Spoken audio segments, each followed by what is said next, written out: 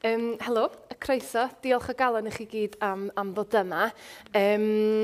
Meddwl.org nath estyn y gwahoddiad i fi gadeirio y sgwrs yma, felly diolch yn fawr iawn iddyn nhw. A jyst i chi gael chydig bach mwy o wybodaeth am Meddwl.org gan i fod yn wefan dra newydd felly. Gafodd ei sefydlu ym mis Tachwedd 2016 a'i lansio yn Eisteddfod yr Urdd y Llynedd. Mae'n cael ei redeg gan 3 aelod arweiniol, a dwi'n gweld Sophie yma hefo ni, haia Sophie, a hefyd grŵp ehangach o wirfoddolwyr sy'n cynorthwyo gyda llu o wahanol dasgau, enghraifft cyfieithu a digwyddiadau, mynd i ddigwyddiadau ar ran Meddwl.org yn ôl yr angen. A Meddwl.org ydy'r wefan gyntaf erioed i ddarparu gwybodaeth a chefnogaeth iechyd meddwl yn gyfan gwbl yn y Gymraeg. Felly mae niol chi yn bersonol yn enfawr iddyn nhw am hynny.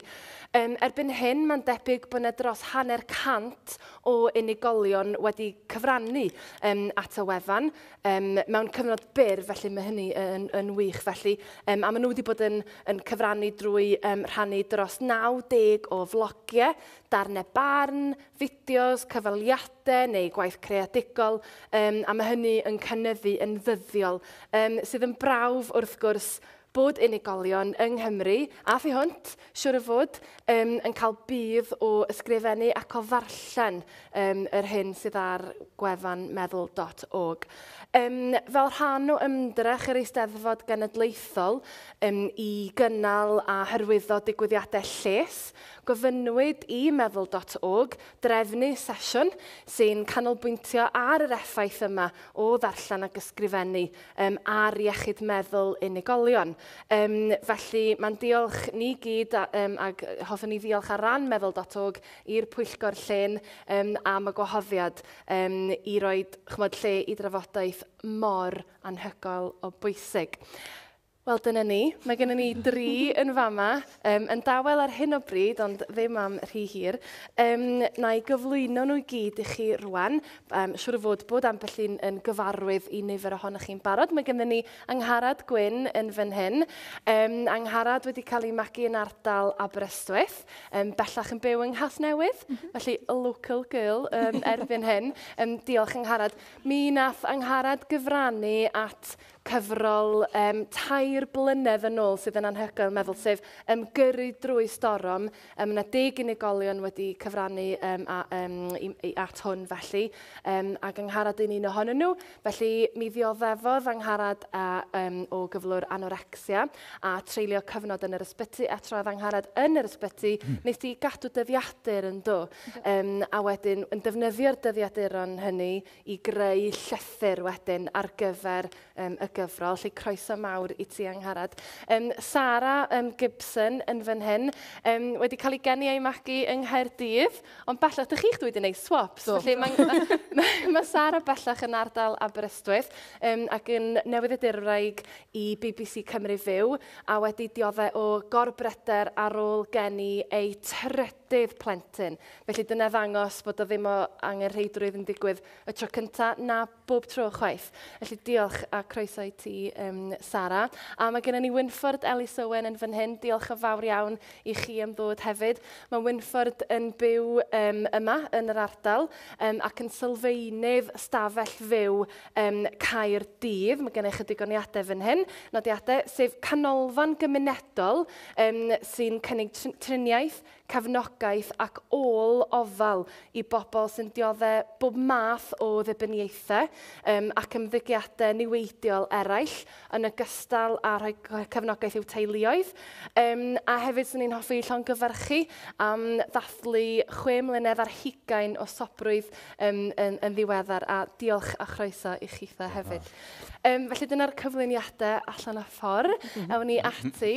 Angharad, os ga i ddechrau hefo ti, o'n i'n sôn am Gyrru Drwy Storom, ac o'n i'n meddwl ar y pryd pan o'n i'n golygu dy waith di, jyst yn meddwl, pa mor fuddiol oedd o i ti ar y pryd, felly cyn cyfnod Gyrru Drwy Storom, pan oedd ti'n mynd trwy'r broses yna o wella yn yr ysbyty, pa mor fuddiol oedd o i ti'n bersonol i gadw dyddiadur felly? Ie, oedd e'n fuddugol iawn, achos ti'n mynd trwy pob dydd, a mae eisiau gymaint o meddyliau gwahanol, a mae eisiau gymaint o pethau'n digwydd, a pethau ti angen trio neu synwyr o.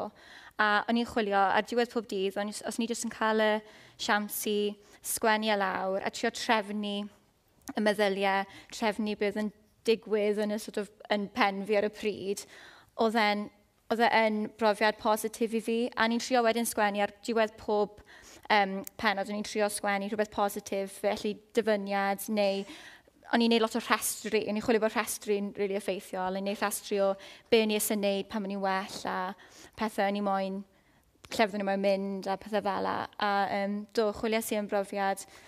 Fel targedau, ti'n feddwl rwan, fatha, neu'r rhestru fatha targedau, pethau i ti, i cyrraedd, felly, ar ôl gwella? Pan o'n i yn y llefydd really tywyll, a o'n i ddim isau gwella, a oedd e'n rhy galed. So lot o weithiau mewn dydd, oedd pethau ni'n gorfod wneud fel cael y bwyd o trwy'n a pethau fel la. O'n i angen rhywbeth solid ar bapur, really, i helpu fi gofio pam o'n i'n rhoi fi hunan trwy popeth. A just stuff fel mynd i Paris, a cael ci, a arall. Ymuno fo cwr. So, just stuff bach fel la, a mae fe just yn helpu ti i goroesi y darnau galed na. Dwi'n cofio, ddath hynna sticyn fy meddwl i bod ti wedi rhoi, ach ti wedi sôn am hynna yn gyrru dros doron, bod ti eisiau ymuno fo cwr, a nes ti wneud hynny'n do. A mi ganodd y cwr, oedd o'n moment emosiynol iawn i fi, sôn amdano ti Angharad, mi ganodd y cwr yn ystod lansiad gyrru dros doron, a dwi'n cofio meddwl bod ti'n eneth anhygoel o fawr ac arbennig iawn. Mae profiadau pawb yn wahanol wrth gwrs, Angharad, ond bys y ti'n awrgymell pobl eraill i wneud hynny, i gofnodi teimladau drwy ffurf dyddiadur? Ie, bysen. Yn wedi pobl ifanc fi'n credu bod, mae'r stigma o iechyd meddwl, mae wedi gwella lot, mae pobl lot mwy blaengar yn siarad amdano fe, ond fi'n credu weithiau, os ydych chi rhoi ar bapur, mae fe'n neud llai brawychus i ti, achos mae dy ti bach mwy o pŵer dros dy fe, a wedyn falle ti'n rhaid ti fynd ar dyddiad yna i athro neu athrawes mewn ysgol ti'n teimlo fel ti siarad i, neu rhiant neu pwy bynnag. A fi'n credu bod just rhoi ar papur yn helpu ti i gweithio mas, fel trigger points a pethau felly. Trefn ar y meddyliau. Ie, fi'n credu. Pan dyn ni yn sôn am rhywbeth fel gyrru dreistorom, neu hynna'n gofiannau fel raslas bach a mawr, ganddo chi Wynffordd, neu'r y fersiwn Saesneg, ydy hwn, No Room to Live. Dwi'n gwybod bod chi'n defnyddio, ydych chi wedi sôn wrtha i o'r blaen bod chi'n defnyddio hwn yn eitha aml hefo pobl sy'n data chi i'r stafell fyw. A hefyd yn fwy diweddar iawn, mae Malan Wilkinson wedi cyhoeddi hynna'n gofiant rhyddhau'r cranc hefyd. A mae'n ar draws y blynyddoedd, mae'n llu o gyfrolau neu nofelau wedi cael eu cyhoeddi. A dwi'n meddwl yr un sydd wedi'n nghyffwrdd i, neu nath yn nghyffwrdd i 10 mlynedd yn ôl, teimlo bach yn hen wrth ddeud hynna. Ond hwn wedi aros hefo fi wrth fynagra i gan Angharad Thomas. Pan mae'r dirllenydd yn codi llyfr o ddi ar y silff, Sara, profiad personol fi ydy mae'r dewis yna gen i os ydw i eisiau rhoi fy hun trwy hynny, os dwi'n ddigon cryf i ddarllen hwnna neu beidio. Ond o ran erthyglau,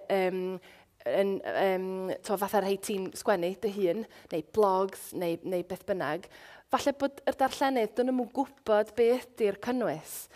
Ydy hwnna'n beth, os yna gyfrifoldeb ar y cyfryngau i roi rhyw fath o i ragrybydd, falle, cyn bod rhywun yn dechrau ar y darllen, neu beth ydy deimladau di am hynna? Yn hymladau yw, yn dod o brofiad personol, ond hefyd fel newyddiadurwr, felly gynnau ddwy ffordd edrych ar hyn. Fel newyddiadurwr, yn dyletswydd ni yw i sicrhau bod y wybodaeth mwyaf cywir ac amserol yn cael ei roi i'r darllenydd.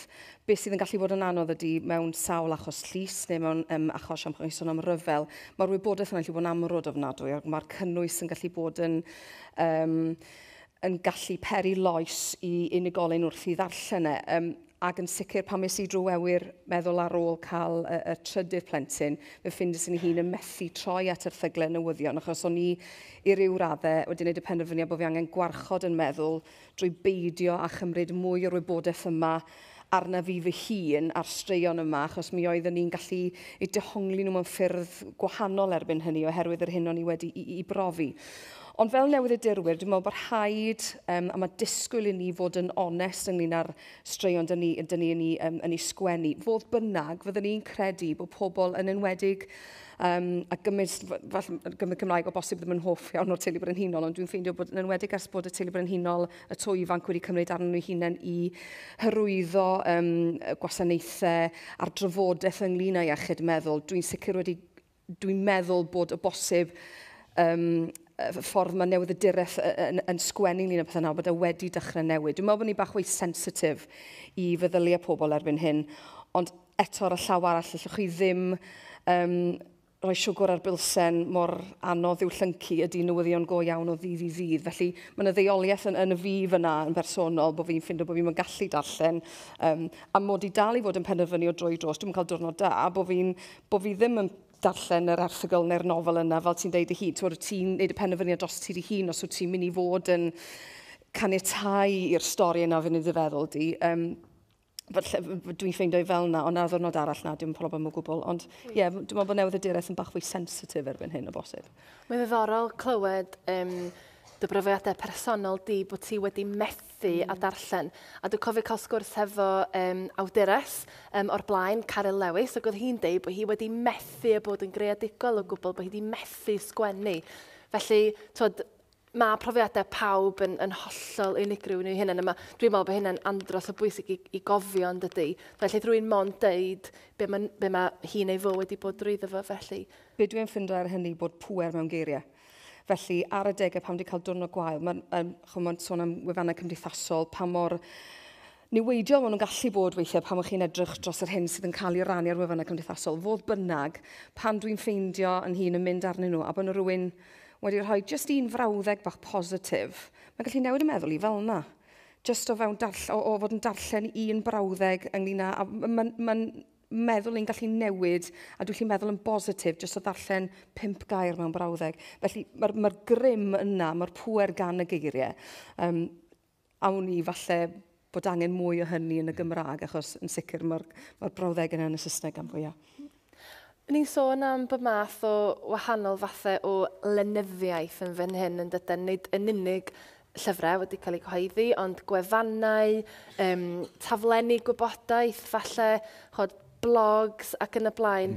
Wynffordd, pan mae pobl yn dod ata chi, falle i'r ystafell fyw yng Nghaerdydd, pa fath o gyngor ydych chi'n ei rhoi ar pobl sydd yn mewn man tywyll iawn o ran bleidroi, hynny di, be ydych chi'n cynghori nhw i ddarllen neu ddim i ddarllen falle? Da ni'n trio bod reit ofalus i'r gwir a peidio ar gymell nhw i ddarllen rhyw lawer. Mae meddyliau nhw wedi cymhlethu gyda pob math o feddyliau negyddol a da ni ddim eisiau ychwanegu at hynny. Da ni'n gofyn iddyn nhw, enghraifft, gwmpasu a deall paradox, ildio i ennill, neu mae'n joc yn ystafell fyw, surrender to win, nid y win yma, ond i lwyddo, ildio i lwyddo. Mae'r gallu ddal dau eithang hyd mewn un llaw a gwneud synwyr perffaith ohono fo yn rhywbeth anodd iawn i bobl am gyffred. Mae hi'n daith o hynna'n adnabyddiaeth yn aml iawn. Be sy'n dod â pobl i'r stafell fyw ydy nid dioddefaint corfforol, nid problemau emosiynol meddyliol bod hynny yn cyfrannu rhywfaint. Ond yn y pen draw, be sy'n dod â nhw i chwilio am help ydy y sylweddoliad bod gynnu nhw ddim syniad pwy neu be ydyn nhw. Problem fawr ni yn y gorllewin, dwi'n meddwl, ydy bod ni ddim wedi deall mwyn bod yn llawn ddynol, mwyn cyrraedd yn llawn potensial, bod rhaid ni gofleidio ochr ddi yr enaid. A nid rhoi perfformiad ymlaen, be da ni fel mae pobl eisiau weld yno ni, be da ni fel mae pobl eisiau glywed gyda ni. Salwch y meddwl ydi o, y meddwl negyddol a'r holl bethau da ni'n bwydo i mewn i'r meddwl hwnnw. Dyna pam mod i'n galw y cyflyrau yma yn mamyddiaeth i radda llai dadyddiaeth. Mae'r niwed penna'n digwydd fel rheol yn y 9 mis cyn i chi gael eich geni fyny at 6 oed. Dyna lle ydych chi'n cael eich bydolwg a dyna sut ydych chi'n deall beth ydych chi'n meddwl ydych chi. A mae yna rhywbeth yn digwydd yn eich arddegau sy'n cadarnhau rheini. A wedyn, o gwmpas 45 i gen 11, rhyw grisis, rhyw ddigwyddiad go sylweddol adeg hynny sy'n concretio'r rhain yn ei lle. A dyna ydy'ch sgript chi wedyn, yn aml iawn yn ddiarwybod, a chi'n actio allan y sgript yna. Fy sgript i oedd nad oes na ddim pwrpas i fywyd. Dos i'r sylweddoliad hwnna o gwmpas 6 oed. I fyny at 6 oed, o'n i chwibanu lle bynnag o'n i'n mynd. A fedwch chi'n chwibanu a bod yn drist. Ond mwy os ydym i stopus i chwibanu a meddwl pethau negyddol, isio ni weidio fy hun ac isio marw mewn gwirionedd. Ac os ydych chi'n gofyn y cwestiwn i'r credo a craidd yma sydd wedi plannu yna chi, os di hynny'n wir be mae o'n i olygu, wel, os na ddim pwrpas i fywyd, os di hynny'n wir be mae hynny'n i olygu, wel, os na'n pwrpas mi drio. O reit, os na'n pwrpas i mi drio, os di hynny'n wir be mae hynny'n i olygu, wel, os na'n pwrpas i mi fod. Wel, o'r goras, os na'n pwrpas i ti fod, os di hynny'n wir be mae hynny'n i olygu, os o waith mi ladd fy hun. A dyna ydy pob dibyniaeth mewn gwirionedd, ydy ymdrech i ladd i hunan maen nhw. Wedi i ledeini yn ara 10 dros gyfnod maith, ond rhywle ar hyd y bait, maen nhw wedi colli'r awydd i fyw. A'n dyletswydd ni wedi ffeindio allan be ydy'r peth yna sydd wedi gwneud y bywyd hwnnw ddim gwerth i fyw. Chi'n gwybod pan mae dyn ifanc yn meddwi cyn mynd i barti, mae o'n trefnu pethau fel bod dim rhaid iddo fod yn fwy hun yn y parti. Yndi? Y cwestiwn ydy nid pan bod o'n yfad, cymryd cyffuriau neu ni weidio ei hun, be bynnag, da ni ddim diddordeb o gwbl mewn pan bod nhw'n yfad. Da ni'n sôn am hynny yn ystafell fyw. Y cwestiwn ydy pan bod o'n teimlo'r heidrwydd i ddianc rhag ei hun. Be sy'n yna sy'n mor ofnadwy mor ddychrynllyd, na fedar o fod yn authentic, na fedar o fod yn fwy hun, na fedar o fod yn true to nature, fel bydda Will Bryan yn deud ystafell. Dyn ni'n 4 wedi gwneud y dewis, rhoddwyd y dewis i ni, a dyn ni wedi penderfynu cytuno i fod yma heddiw yn trafod effaith llenyddiaeth ar iechyd meddwl. A diolch o galon i'r gynulleidfa am ddod yma. Mae hyn yn gret. O'n i, os fi'n hollol onest, o'n i ddim yn disgwyl byddai gymaint yma, felly diolch o galon. Mae'n golygu lot fawr i lot o bobl. Ond pam bod ni'n teimlo'r angen i wneud hyn? Dwi'n gwybod pam bod fi wedi cyhoeddi cyfrol Gyrru Drystorom, achos pan o'n i wedi mynd yn sâl ar ôl geni y plentyn cynta, nes i drio chwilio am bethau yn fy iaith fy hun felly, ac o'n i ddim yn teimlo fel bod yna digon o bethau allan yna, yn syml iawn, dyna pam. So, os o'n i'n licio gofyn i chi, nid ar chwarae bach mae rhywun yn gwneud hynny. Pa mor anodd oedd o i ti Angharad ac i chi Wynffordd i roed hynna ar bapur yn gwybod i fod o'n mynd i fod yn gyhoeddus a bod yna potensial i gannoedd o bobl i ddarllen o. A ti Sara, dwi'n gwybod bod ti wedi yn ddiweddar a falle o'r blaen hefyd di rhoi rhywbeth ar gwefan cymdeithasol. Ac mae'n filoedd, cannoedd ar filoedd o bobl ar hwnnw yn potensial yn mynd i weld hwnna. Felly pam bod chi wedi penderfynu gwneud hynna? A pa mor anodd ydy o i sgwennu lawr felly? Ond mynd nôl i'r dyddiadur, hwn yw'r dyddiadur, nes i gadw yn ysbyty. Wow. Ond oedd mynd nôl i hwn yn galed iawn pan o'n i gofod sgwennu'r llythyr. A i fod yn onest, o'n i gofod cymryd cwbl o ddyddiau bant wedyn, achos i fynd nôl i'r lle na'n feddyliol, oedd e'n eitha tough going.